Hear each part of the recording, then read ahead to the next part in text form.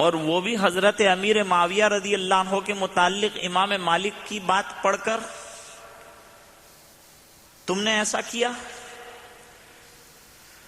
تمہارے دل میں حضرت علی رضی اللہ تعالی عنہ کی محبت ہے اور ہر مسلمان کے دل میں ان کی محبت ہونی چاہیے، لیکن امیر معاویہ رضی اللہ تعالی عنہ کے لیے دل میں کوئی بات نہیں ہونی چاہیے، اس کے لیے بھی دل صاف ہونا چاہیے۔ کہا چلو میں تم کو لے چلتا ہوں، حضرت علی رضی اللہ تعالی عنہ ہی سے سنوا دیتا ہوں کہ وہ کیا فیصلہ دیتے ہیں تمہارے باب میں۔ لے چلے، چلتے چلتے ایک بہت بڑا باغ آیا، ایک گارڈن تھا بہت بڑا۔ اس گارڈن کے اس پار ایک بہت بڑا محل تھا وسیع۔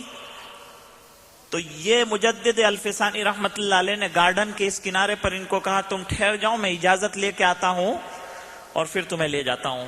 محل میں داخل ہوئے تو وہاں دیکھا کہ ایک بزرگ بڑی پر نور شخصیت بیٹھی ہوئی ہے۔ یہ ادب کے ساتھ جو ہے مجدد الفسانی رحمت اللہ علیہ ان کے سامنے دو زانو بیٹھ گئے۔ دو زانو بیٹھنے کے بعد جو ہے یہ پورا واقعہ شاید ان کے سامنے ذکر ہوا، اور تھوڑی تھوڑی دیر کو جو ہے مجدد الفسانی رحمت اللہ علیہ ان صاحب کی طرف اشارہ کرتے تھے، اور معلوم ہوا کہ یہ حضرت علی رضی اللہ عنہ ہی ہوں گے، وہ بھی ادھر کچھ اشارہ کرتے تھے۔ تھوڑی دیر کے بعد مجدد الفسانی رحمت اللہ علیہ نے ان کو آ کر کے کہا چلو امیر المومنین حضرت علی کا دربار قائم ہے، چلو۔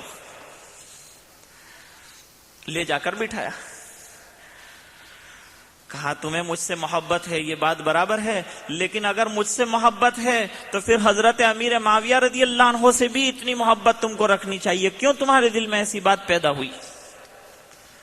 یہ تو ہمارا اپنا معاملہ تھا، تمہیں کیا حق تھا کہ تم حضرت امیر معاویہ رضی اللہ تعالی عنہ کے لیے ایسی بات کہو؟ اور تم نے یہ مکتوبات کو پٹکا، یہ اچھا نہیں کیا۔ کہا میں کچھ بول تو نہیں سکا، لیکن میرے دل میں پھر بھی جو ہے بات ابھی پوری طرح سے صاف نہیں ہوئی۔ تو حضرت علی رضی اللہ عنہ نے فرمایا کہ اس آدمی کا دل ابھی تک صاف نہیں ہوا ہے امیر معاویہ کے لیے۔ تو مجدد الفسانی رحمت اللہ علیہ نے سوال کیا کہ حضرت کیا کیا جائے؟ کہا اٹھ کے اس کو تماچا مارو بڑی زور سے۔ تو اٹھے مجدد الفسانی رحمت اللہ علیہ، بڑی زور کا تماچا مارا، اور تماچا جیسے ہی مارا تو یہ صاحب جو خواب نقل کرتے ہیں انہوں نے کہا میرے دل سے امیر معاویہ رضی اللہ عنہ کے لیے جو بات تھی بالکل نکل گئی اور محبت آ گئی، اور تمام صحابہ کی عظمت دل میں بیٹھ گئی۔ یہ تماچے کا اثر تھا۔ یہ خاص قسم کی توجہ گویا کہ دی، جس کا نتیجہ یہ نکلا۔ خود حضرت امیر معاویہ رضی اللہ تعالیٰ عنہ کا جب معاملہ چل رہا تھا، حضرت علی رضی اللہ تعالیٰ عنہ، یہ تو اجتہادی معاملہ ہے، دونوں طرف مجتہدین صادقین ہیں، اس طرف حضرت علی رضی اللہ عنہ ہیں، ادھر حضرت امیر معاویہ رضی اللہ تعالیٰ عنہ ہیں۔ اور فقہ کا بھی مسئلہ ہے اپنی جگہ کہ المجتہد یخطی و یصیب، کہ اجتہاد کرنے والا یا تو خطا کھائے گا یا درست اپنے منزل تک پہنچے گا۔ یوں فرمایا کہ جب وہ ثواب کو پہنچے اور اپنی منزل کو پہنچ جائے اجتہاد میں تو اس کو 2 اجر ملتے ہیں، اور اگر خطا کھا گیا تو کوشش اس کی یہ ہے کہ منزل تک پہنچے، نیت اس کی اچھی ہے، اس بنا پر وہ 1 اجر کا مستحق ہے۔ اگرچہ وہ خطا کار کہلا رہا ہے اور اس کی غلطی اور لغزش ہو گئی ہے اجتہاد کے اندر، اس کے باوجود اسے 1 ثواب ملنا ہے، 1 اجر کا وہ مستحق ہے۔ امیر معاویہ رضی اللہ تعالیٰ عنہ کے بارے میں کہا جاتا ہے کہ ان کے پاس ایک خط آیا کسی بادشاہ کا۔ بادشاہ نے لکھا تھا کہ تم امیر المومنین علی کے خلاف لڑنے میں اگر میرے لشکر کی مدد لینا چاہتے ہو تو میں جو ہے وہ تمہاری مدد کرنے کے لیے پوری طرح سے تیار ہوں، آپ خالی اشارہ کرو تو میں ہزاروں کا لشکر لے کے آ جاؤں گا۔ اب دیکھیے کہ ان حضرات کی نیتیں جو آپس کی اجتہادی لڑائی تھی، اس میں بھی کیا نیت اور کیا ارادے ہیں، اور دل کتنے پاکیزہ اور صاف ہیں، اس کا اندازہ ذرا لگائیے۔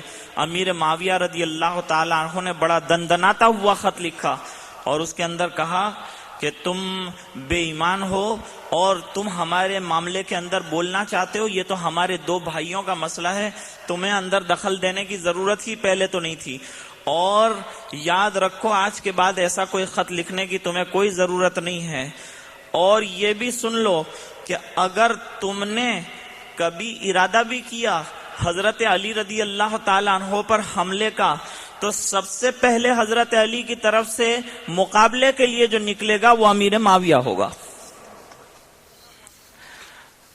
اب ان کا مقام، اخلاص نیت دیکھو ان کا۔ حضرت زبیر رضی اللہ تعالیٰ عنہ نے حضرت علی رضی اللہ عنہ کی روانگی کے بعد گھوڑے کو ایڑ لگائی اور میدان سے الگ ہو گئے۔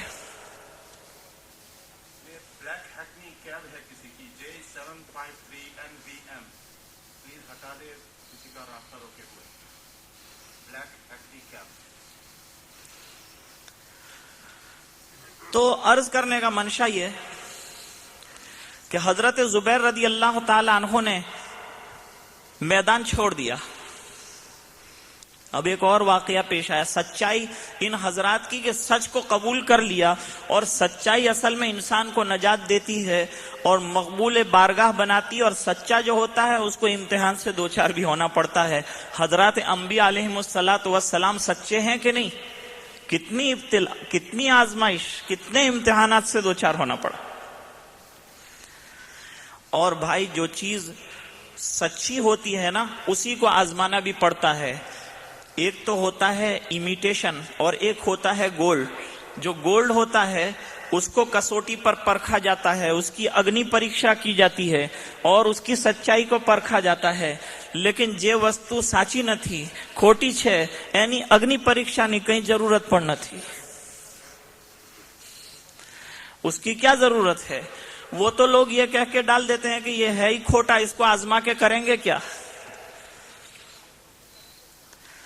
تو جھوٹ انسان کے لیے اگرچہ ابتداءً ایسا معلوم ہوتا ہے کہ راہیں کھول رہا ہے، لیکن امتحان دروازے بند کر دیتا ہے اور مصیبتوں کا دائی بن جاتا ہے۔ ایک نواب صاحب تھے، وہ شکار کے بہت شوقین تھے۔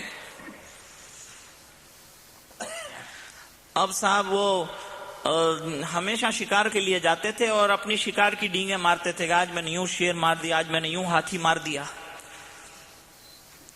حالانکہ مارنے کے اعتبار سے دیکھا جائے تو بھونا پاپڑ بھی ان سے صحیح طور سے نہیں ٹوٹتا تھا، لیکن پھر بھی جو ہے ان کا دعویٰ تھا کہ میں بہت بڑا جو ہے ہنٹر ہوں۔ اب جب وہ شکار کر کے آتے تو بلی کا شکار کرتے تو کہتے شیر کا شکار کر کے آیا ہوں، اور شیر کا ہوتا تو کہتے ہاتھی کا کر کے آیا ہوں۔ غلط بیانی بہت کرتے تھے۔ جب وہ یہ بات کرتے تھے تو لوگ ہنستے تھے۔ انہوں نے سوچا اب اس کے لیے کچھ انتظام کرنا پڑے گا، تو انہوں نے ایک اپنا جو ہے سیکریٹری رکھا کہ وہ سیکریٹری جو ہے مجھے کریکٹ کیا کرے، اور کوئی بھی غلط میں بات کہوں تو پیچھے سے اشارہ کر دے تاکہ میں اس کو تھوڑا کریکٹ کر لوں۔ ایک دن انہوں نے دوستوں کے سامنے یہ بات چلائی کہ آج میں نے جو ایک شیر مارا تھا 12 فٹ لمبا شیر تھا۔ پیچھے سے سیکریٹری صاحب نے، کیونکہ سب دوست ہنسنے لگے، تو پیچھے سے جو سیکریٹری صاحب تھے انہوں نے اشارہ کیا کہ شیر یعنی اتنا لمبا نہیں ہوتا ہے، تو انہوں نے کہا کہ وہ اصل میں رات کا وقت تھا، اس لیے ذرا یہ میجرمنٹ میں تھوڑا سا ڈیفیکلٹی رہی تھی، تو وہ جو ہے کم تھا ذرا، شیر 10 فٹ کا تھا۔ تو پیچھے سے پھر سیکریٹری صاحب نے اشارہ کیا کہ وہ 10 فٹ کا بھی نہیں ہو سکتا، تو بہت لمبا ہوا۔ تو پھر انہوں نے کہا کہ اصل میں وہ رات کا وقت تھا اور مجھے صحیح اندازہ نہیں، البتہ جو ہے وہ تقریباً 8 فٹ کا رہا ہوگا۔ تو پیچھے سے پھر سیکریٹری صاحب نے جو ہے اشارہ کیا، تو غصے میں آ گئے نواب صاحب۔ انہوں نے کہا اب تو کتنے بھی اشارہ کر، لیکن اب یہ شیر اس سے چھوٹا نہیں ہو سکے گا۔